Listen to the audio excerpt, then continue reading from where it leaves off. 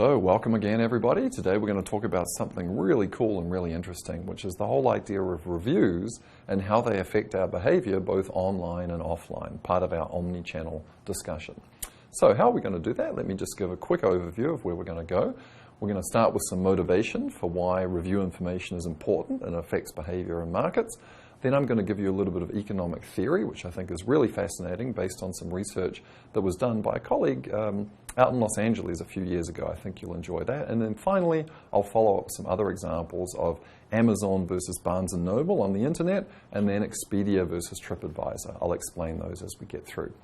So here's the first motivation for reviews and use of reviews. You'll notice there on the slide, the statistic could even be higher. I think I've been quite conservative here, that about 60% of us, at least in the United States, but I'm sure around the world, read reviews before we make purchase decisions. And secondly, positive reviews, whether they're for books, restaurants, movies, jeans, whatever it is that we're buying, are seen to influence people's behavior. So bringing this information into the market is very, very critical. You might remember from one of our previous discussions that one of the frictions that we often experience in a market is we don't really know how good a restaurant is, how good a product is, how good a movie is. And now that information is being made available much more easily and much more efficiently, often by people who are complete strangers, but the information is still useful for our purchase decisions.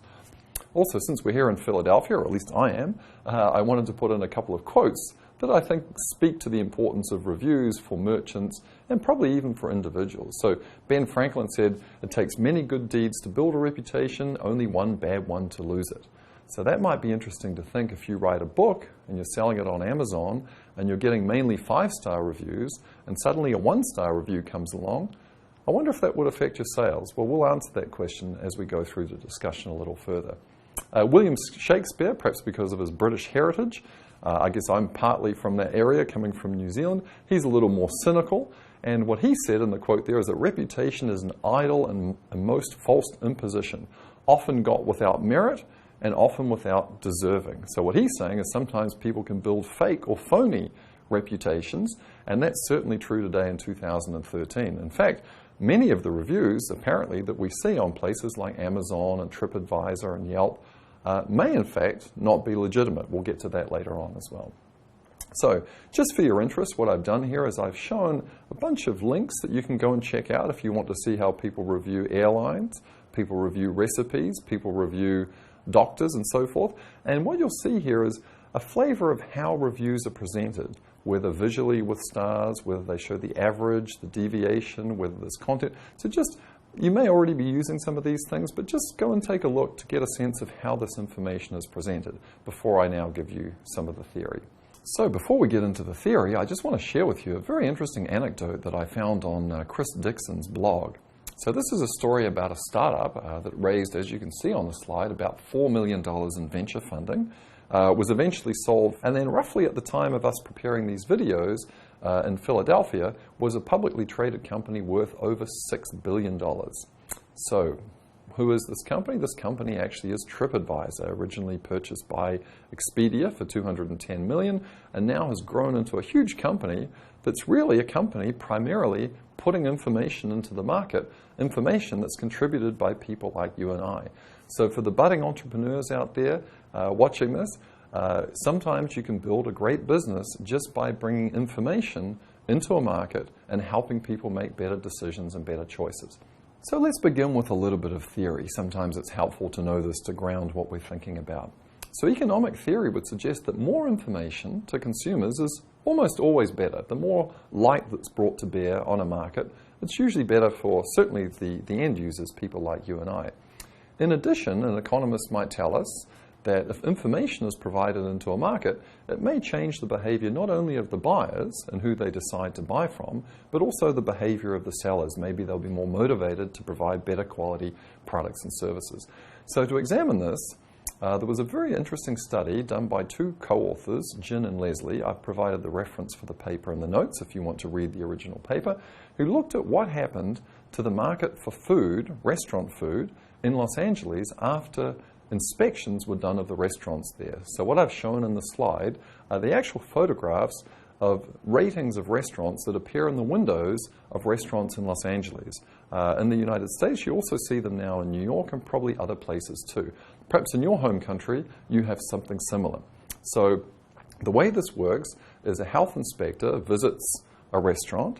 The health inspector goes through many, many things in terms of the hygiene of the restaurant, gives it a score out of 100. If the score is more than 90, then that restaurant places a sign in the window that says that this is an A hygiene grade.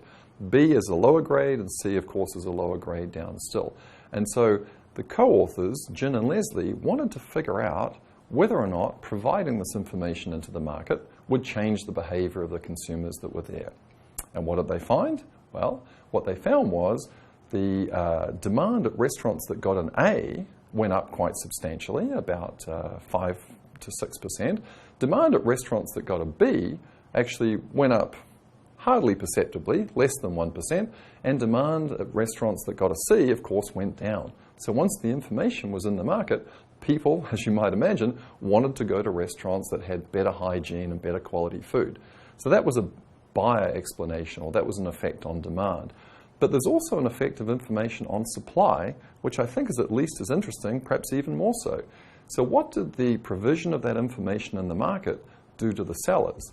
Well, it caused them actually to increase the quality of what they were offering, because now there's more of a benefit to be known as an A restaurant. So to check this out, what the researchers did was something very clever.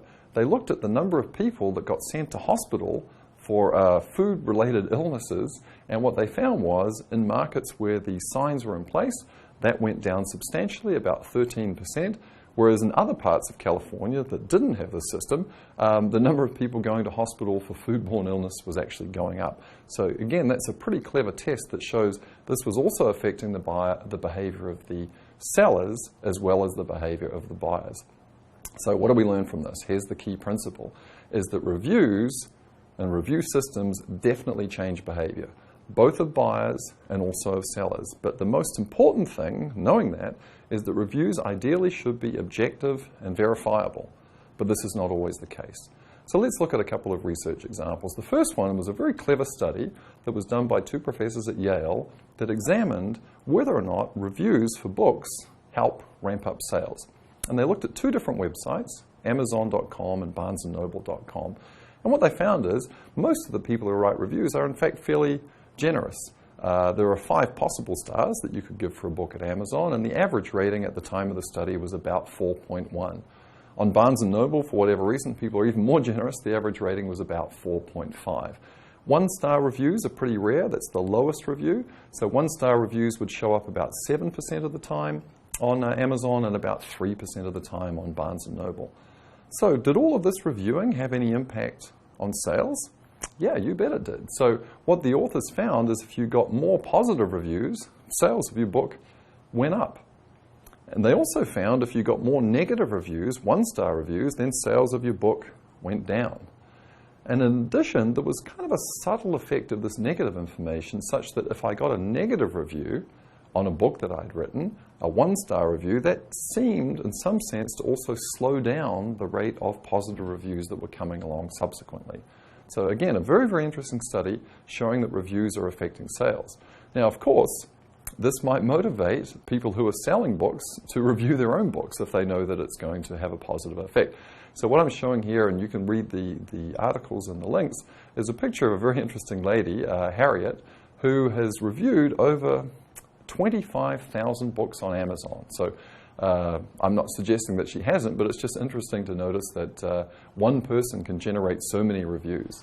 Now, in addition to our friend Harriet, there was another fellow who was doing something perhaps a little more devious, but in some ways quite clever. So there's a fellow called Mr. Rutherford. You can read the article. I've provided a link for it.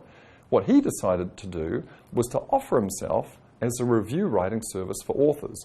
So if you'd just written a book, he might be willing to write 20 reviews for you for some sum of money, let's say $100 or $500. Completely, of course, fake reviews.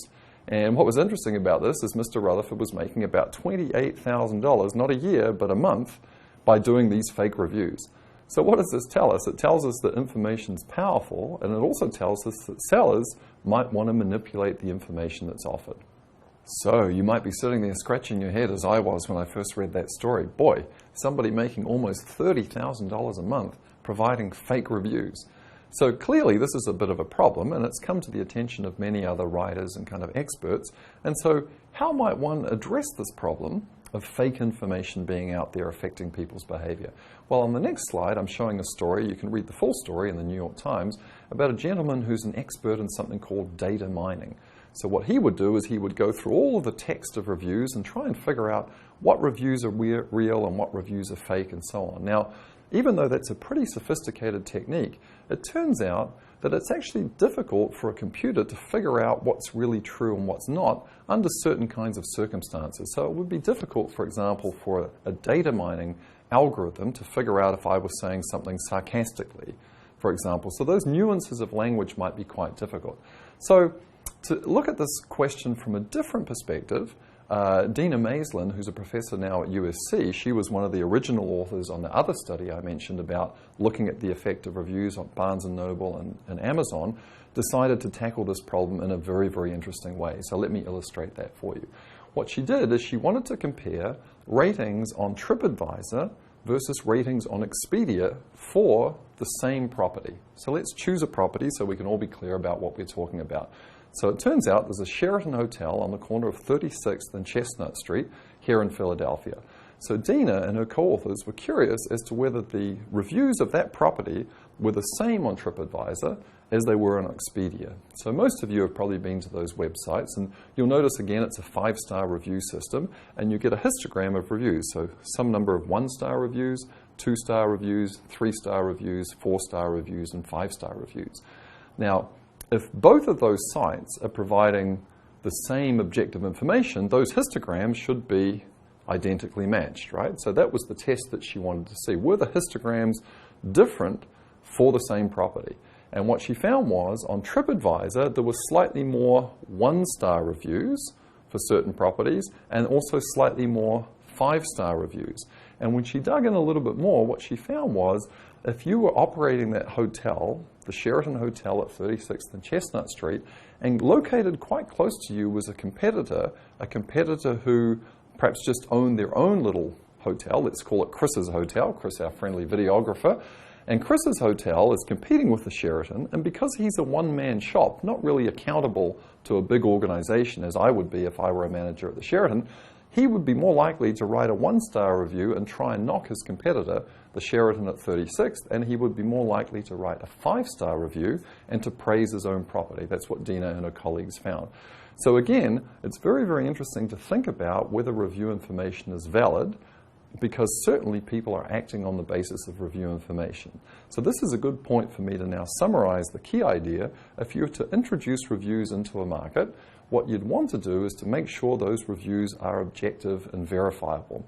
And so what Dina did in her study is she made an assumption that reviews on Expedia are more objective than reviews on TripAdvisor. So I'll let you think about that for a moment as to what the reason might be if you've looked at both of those sites. I use both myself when I'm deciding where to stay. TripAdvisor was less objective than Expedia for the following reason. In order to be able to post a review on Expedia, you have to have stayed at that property within the last 6 months. So Expedia will send you an email and they'll know from your credit card receipt that you actually booked and you stayed there. Whereas at TripAdvisor, you are supposed to have stayed there, but that need not be the case. I could go and write a review for a property that I had not stayed at. So again, I think this is a fascinating area of online-offline competition. And again, I'd like to challenge and encourage those of you out there who are thinking about starting your own business. If you can start a business that brings information into a market, that can be something very, very powerful. If you think about the story of how TripAdvisor has grown into a multi-billion-dollar company that's essentially just gathering and processing and providing review information that's generated by all of us.